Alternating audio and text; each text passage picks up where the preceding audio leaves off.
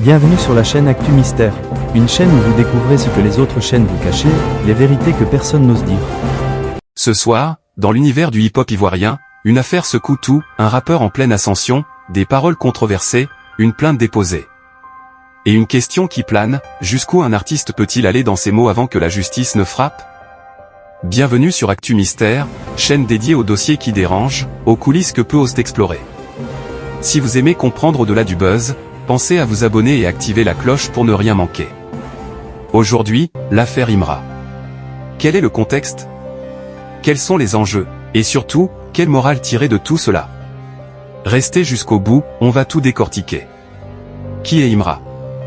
Imra, de son vrai nom Imra, Abdulrahim Souleymane Bakayoko, est un rappeur ivoirien, connu pour son style, Nouchi hardcore, mêlant argot populaire d'Abidjan et drill.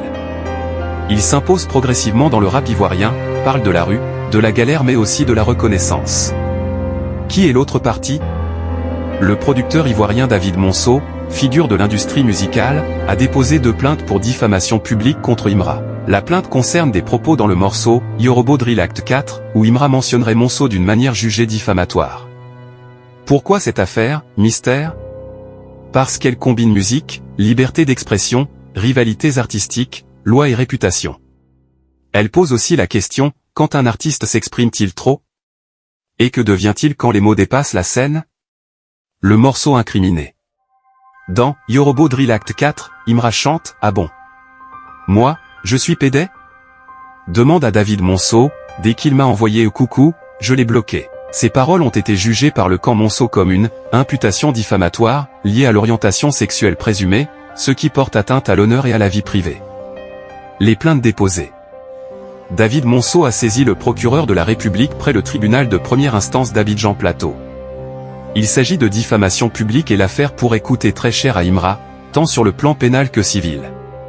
La réaction d'Imra. L'artiste sort du silence et répond par une phrase lourde de sens, « L'industrie ne m'aime pas parce que je suis trop strict ». Il se présente comme victime d'un système, d'un milieu qui peut rejeter ceux qui ne rentrent pas dans le moule. Cette posture renforce sa base de fans mais ouvre aussi des débats sur ses choix artistiques et personnels. Enjeux et retombées. Réputation, pour l'artiste et pour le producteur. Liberté d'expression vs responsabilité, un artiste peut-il tout dire?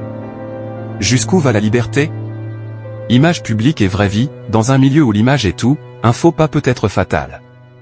Le droit et la musique, que risque-t-on en Côte d'Ivoire quand on adresse des propos litigieux publiquement?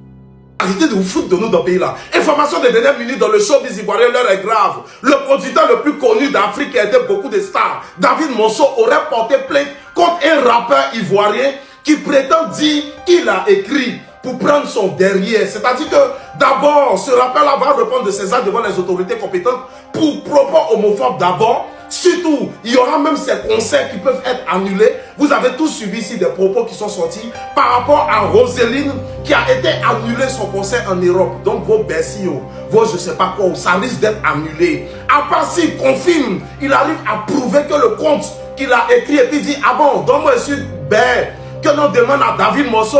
Dès qu'il m'a écrit net, je l'ai bloqué. C'est-à-dire que non, tu veux faire comprendre que comme on t'accuse de bête, tu accuses ce monsieur-là, très connu pour la nouvelle génération qui ne savent pas qui est David Monceau. Il a relation. Donc là, votre star là arrivé à Abidjan, il va répondre de ses actes et confirmer aux autorités compétentes de la Côte d'Ivoire que David Monceau est réellement Ruby. David Monceau l'a vraiment écrit. David Monceau voulait réellement prendre son derrière. Il va répondre de tout ça parce que M. David Monceau dit « Mon nom, c'est mon image. Je connais le game depuis très longtemps. J'ai fait des stars ainsi que des Fally, beaucoup de gens. J'ai fait des stars. Et ce genre d'accusation gâte mon image parce que je gère des artistes et leur carrière. Donc, il va répondre de ses actes. Je vous ai dit ici qu'il y a un problème de 70 000 dirhams. À Dubaï, vous ne m'avez pas cru, il était le premier à annoncer. Je viens de vous annoncer que peut-être il y a un rappeur ici qui va répondre de ses actes devant les autorités compétentes. On espère qu'il a relation. Et surtout, ça peut annuler tout concert. Réfléchissez un peu la diffamation. Même si tu es excité, même si un rappeur t'a clashé, comment, faut savoir ce que tu dis. Le pauvre monsieur, tu viens gâcher son business. Regardez 2 jours là, j'ai la vision. Retenez bien republier cette vidéo. Vous allez voir que ça va arriver. Producteur David Monceau qui a déposé 2 plaintes contre le rappeur Imra suite aux propos jugés diffamatoire et homophobe dans son morceau Yoruba Drill Acte 4. C'est le journal L'Intelligent d'Abidjan qui révèle l'info. Les plaintes adressées au procureur de la République d'Abidjan, selon la publication, évoquent des propos susceptibles de nuire à la réputation du producteur. Voilà. Mimi, comment tu as accueilli cette information? Quand j'ai vu certaines publications sur les réseaux, au début, je me suis dit que c'était pas une bonne information et j'ai pas prêté attention à ça. Mais après que ce média-là ait publié l'information de la plainte, ça a attiré mon attention et ça m'a inquiété. Je me suis dit, pour cette histoire de distract, regarde où les choses s'en vont. Vraiment, je suis inquiète. Ça m'a inquiété et je suis très inquiète. Oui, inquiétude. Oui, on peut parler d'inquiétude. Moi, quand j'ai écouté la distract et que j'ai entendu le nom de M. David Monceau, que je connais très, très, très bien, je redoutais ce qui s'est passé. J'ai dit, voilà, nous y sommes. C'est arrivé. Et c'est vraiment dommage. Alors, est-ce que Imra a réagi à cette plainte?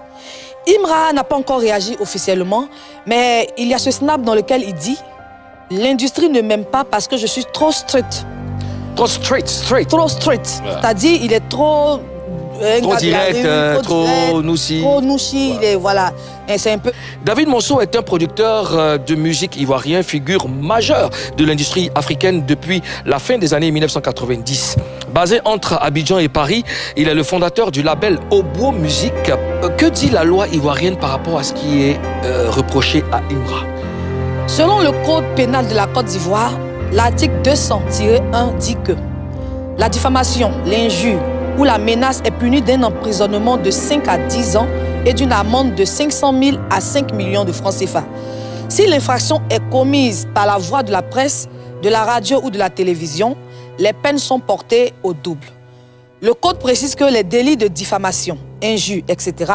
peuvent être qualifiés comme délits correctionnels selon leur gravité. C'est un peu ça. D'accord. Alors, moi je veux savoir, que risque concrètement Imra s'il est condamné? Dans le contexte de la plainte évoquée, c'est-à-dire propos dans un morceau public diffusé, il risque une amende importante qui peut aller jusqu'à plusieurs millions de francs CFA si les propos sont reconnus comme diffamatoires. Il risque aussi une peine de prison possible de 5 à 10 ans si la juridiction applique l'article mentionné et que les conditions sont remplies. Si la diffusion est publique via un média, musique, streaming, radio, etc., les peines peuvent doubler, toujours selon le texte. En plus des sanctions pénales, il risque une condamnation civile, dommages et intérêts. Pour réparation de l'image ou préjudice moral subi par le plaignant, c'est-à-dire David Monceau. On peut aussi lui demander de retirer le morceau des plateformes. Alors, mais ce que moi je veux savoir, est-ce que cette affaire ne va pas casser l'élan de Imra? Moulou, ça va le ralentir, ça va le casser. Tu l'as dit, ça va casser son élan. Pour quelqu'un qui aime bouger, pour quelqu'un qui aime sortir des projets, qui n'aime pas rester là sans rien faire, je pense que cette situation risque de briser un peu son élan. Oui. Oui. Naturellement, ça va certainement si jamais il y a plainte, enfin si la plainte s'avère correcte et tout, ça va le freiner parce que là, ça relève de la juridiction ivoirienne. Donc forcément, oui, ça va le ralentir et même dans son programme, dans son emploi du temps, ça va ralentir beaucoup de choses en tout cas parce que une affaire qui se traite en justice, vraiment ça, non seulement psychologiquement, ça stresse et puis oui, forcément, il peut avoir un ralentissement dans ses activités. Analyse des paroles et du contexte. Les paroles de Imra sont provocatrices, jouent sur la rue, sur l'image, street. Mais quand elles visent une personne identifiée, Monceau, et insinuent quelque chose d'atteignant à la dignité, le discours artistique rencontre la loi. Illustration, l'équilibre entre le « je dis ce que je veux » et le « je dois assumer ce que je dis ». Le rôle de l'industrie et de la rue. Imra dit « l'industrie ne m'aime pas parce que je suis trop strict ». Ceci renvoie à une réalité, l'industrie veut-elle des artistes formatés ou authentiques? La rue aime l'authenticité mais dans le jeu médiatique et légal, cela peut être un piège. Les risques juridiques et sociétaux. La plainte pour diffamation publique peut aboutir à amende, dommages et intérêts, voire peine de prison en Côte d'Ivoire. Socialement, la réputation d'un artiste est fragile. Une phrase mal choisie peut déclencher un désastre. Moralement, le respect d'autrui, même dans la provocation, reste un pilier de coexistence. ce que cette affaire dit à votre audience.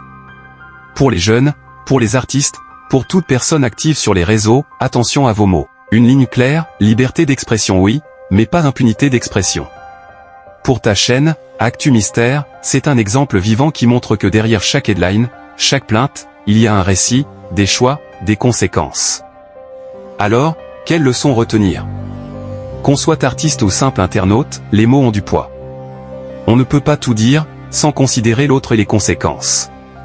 Que le succès ne doit pas faire oublier l'humilité, le respect, et la conscience de l'impact qu'on peut avoir. Que dans un monde où l'image va très vite, la crédibilité d'un artiste ou d'un créateur repose autant sur ce qu'il dit que sur ce qu'il fait.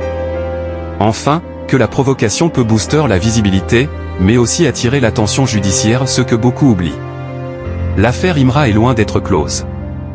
D'un côté, un artiste en plein essor, de l'autre un producteur influent et une plainte qui pourrait tout changer. Elle nous rappelle que dans le rap comme ailleurs, l'équilibre entre liberté, création et responsabilité est fragile. Et elle pose la question, la rue et l'industrie peuvent-elles coexister sans heurts? Nous suivrons bien sur l'évolution de ce dossier, et vous tiendrons informés. Si vous avez aimé cette vidéo, pensez à liker, à partager avec vos amis qui suivent les coulisses de la musique, et surtout à vous abonner à Actu Mystère pour ne pas manquer nos prochains dossiers fascinants. Activez la cloche. Dites-moi en commentaire, que pensez-vous des propos de Imra? Artiste qui parle pour la rue? Ou artiste qui dépasse les bornes? Merci d'avoir été là jusqu'au bout, à très vite pour une nouvelle enquête.